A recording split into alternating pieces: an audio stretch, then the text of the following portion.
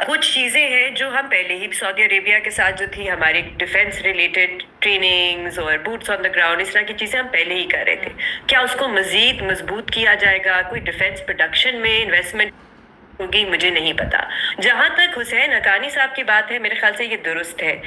कई सालों से जो मेरी भी अंडरस्टैंडिंग है वो यही है कि यूएई, सऊदी अरेबिया और कतर, ये तीनों एक डिफेंस डील या सिक्योरिटी गारंटी अमेरिका से चाह रहे थे।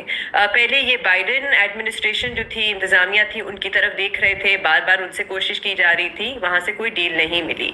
उसके बाद जब डोनाल्ड ट्रंप आए तो आपको याद है वो मिडिल ईस्ट गए, उनका बहुत शानदार इस्तकबाल हुआ, रेड कार्पेट, उनको बड़े तोहफे शोफे जहाज वगैरह दिए गए, इसी उम्मीद में कि शायद कोई सिक्योरिटी गारंटी हमें मिल जाएगी।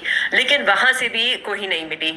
और बल्कि मुझे याद है कि 2023 में एमबीएस जो है, उन्होंने एक इंटरव्यू दिया था फॉक्स न्यूज़ को, और तब भी उन्होंने एक वार्निंग दी थी अमेरिका को कि आप अगर ये हमारे जो असलहा है हम इसको शिफ्ट कर देंगे कहीं और ये अमेरिका के लिए अच्छा नहीं होगा। तो काफ़ी देर से कोशिश की जा रही थी, बल्कि 2019 के बारे में भी कहा जाता है कि तब से सऊदी अरेबिया जो था वो कुछ खुश नहीं था अमेरिका से, क्योंकि आपको याद है तब एक ड्रोन हमला हुआ था सऊदी अरेबिया में ऑयल फैसिलिटीज़ पे, और तब अमेरिका की तरफ देखा जा रहा था कि कोई वाज़ेह इक़दाम उनकी तरफ से लिया जाएगा, कोई सिक्योरिटी गारंटी हमें दी जाएगी ताकि आगे जाके कभी ऐसा ना हो।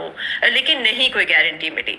तो इस वजह से शायद ये लगा कि अब दूसरे ऑप्शंस जो है इस रीजन में उनको एक्सप्लोर किया जाए। जहाँ तक मजीद ममालिक की बात है, देखिए टर्की का तो मुझे बहुत मुश्किल लगता है क्योंकि वो पहले ही नेटो का हिस्सा है। कतर के बारे में ये कहा जा रहा है कि और हो सकता है कि कतर सऊदी अरेबिया के बाद जो है वो इस मुआहदे का हिस्सा बन सकता है। कुछ और जो नाम आ रहे हैं वो यूएई और जॉर्डन के आ रहे हैं, लेकिन इस वक्त कहना बहुत मुश्किल है। और अगर ये ममालिक इसका हिस्सा बन भी जाते हैं दीना, हमें फिर भी नहीं पता इस वक्त इस जो हमारे पास लैक ऑफ इंफॉर्मेशन है कि उसकी इम्प्लीकेशंस क्या होंगी, उसका मतलब क्या होगा, उसका बैलेंस ऑफ पावर पे क्या कॉन्सिक्वेंसेस होंगे, या बैलेंस ऑफ पावर जो है उसको अफेक्ट क्या करेगा।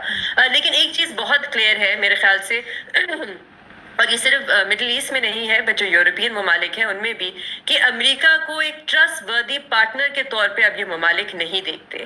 जो पहले जहाँ पे देखा जाता था कि सिक्योरिटी गारंटी हमें मिलेगी या हमारे साथ बैठेंगे, अमेरिका के साथ हम कोई अपने फॉरेन पॉलिसी प्लान करेंगे, अब अमेरिका को एक अनट्रस्ट वर्दी पार्टनर के तौर पे देखा जाता है कि इन पे आप रिलाई नहीं कर सकते, ये आपके एतहादी होंगे लेकिन ये सिर्फ अपना इंटरेस्ट देखते हैं और ये इजराइल के साथ जो करना चाहते हैं करेंगे।